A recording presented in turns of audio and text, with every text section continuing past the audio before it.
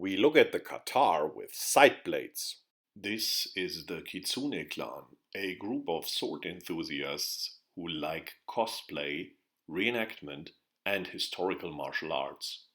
If you have similar interests, feel welcomed. This is now video number 4 on the Indian katar. If you've missed the first 3 ones, they are linked in the description box. We've looked at the normal or common type of katar. We've looked at the hooded type of katar. This time we will look at something special, the katar, which is usually a hooded one, that has side blades. In the collection of the Metropolitan Museum, thanks to you guys for providing these images as public domain, there are 2 with 2 side blades, and there's one that only has 1 side blade. Interestingly, this does not have the bars that we usually see on katars, but only the hood. Here's our self-built one.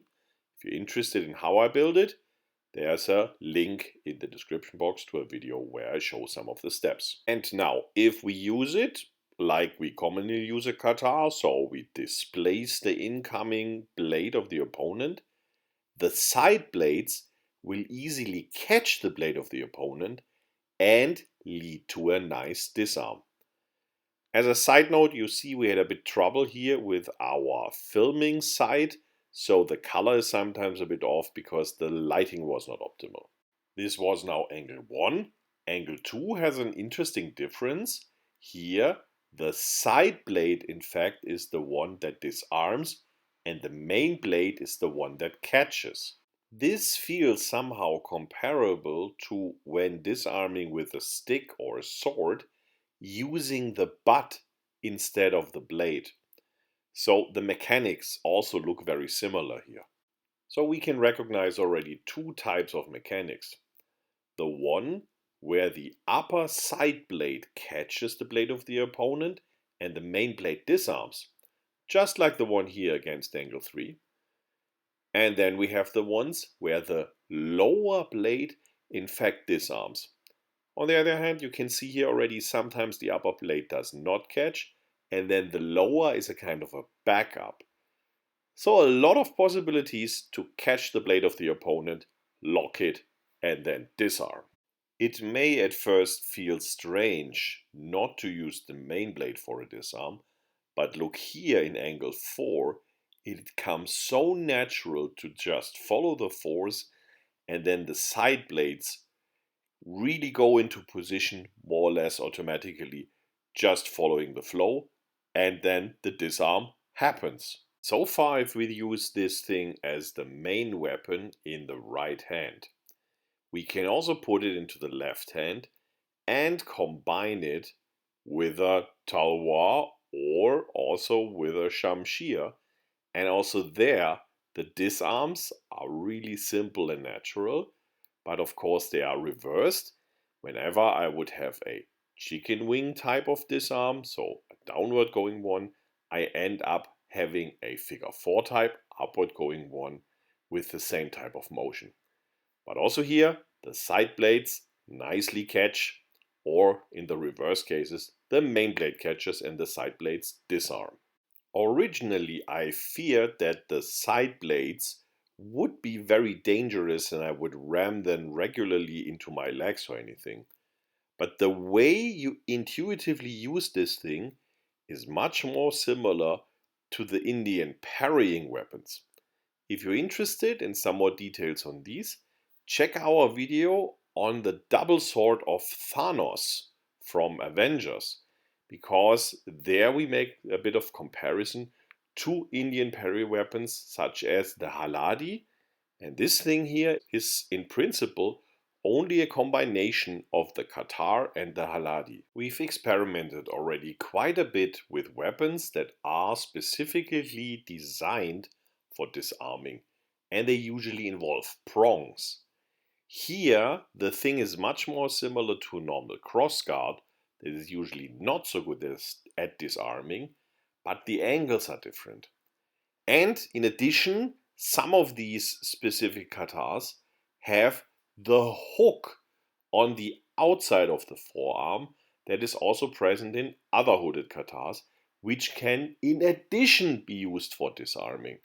So this thing clearly is a nice parry and disarming weapon. And yes, our hook here is a bit large and therefore it can even hold a sword.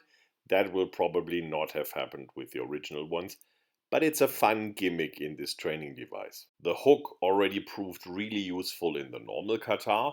Here in combination with these side blades, it basically leads to the situation that if I move the arm with this weapon in a circle, one of these structures will catch the blade of the opponent without me caring too much which one it does. So this is an interesting combination because we could already show that the katar, and especially hooded katars, are difficult to disarm. This thing is now really good at disarming itself. So it can do something very well that cannot be easily applied to itself. It seems that disarming has played a role in Indian warfare. So if this is such a high-tech combination, why don't we see more of them? There are only these 3 specimens. Yeah, they are tricky to carry, even more so than a hooded katar. And you can, in principle, build something like that if you combine a bichwa dagger. They have loop kind of handles where you slip in your hand and grasp a normal katar. We will explore combinations with the katar in a future video. Yes, we will have to do even more videos on the katar. It's such a cool and understudied weapon. In free play, the katar with side blades also behaved nicely. I really expected that at least sometimes we would hit ourselves with it, but it basically never occurred. I've seen in the literature that some authors had suggested that this thing with 3 blades would be good at stabbing in 3 directions. That might be true, but I really think that the big advantage of this thing is as a parry weapon in your left hand, because you basically only move it in the direction of the opponent, circle it a bit, and then it nicely defends. As you see here, it's also not easy to circle around it, even with a longer and curved blade. This thing might be more effective than a shield, at least against a blade weapon. Of course, if you have arrows coming in, a shield would be preferable. Overall, I still think this is a functional and fun weapon. Hope we could inspire you. See you around next time.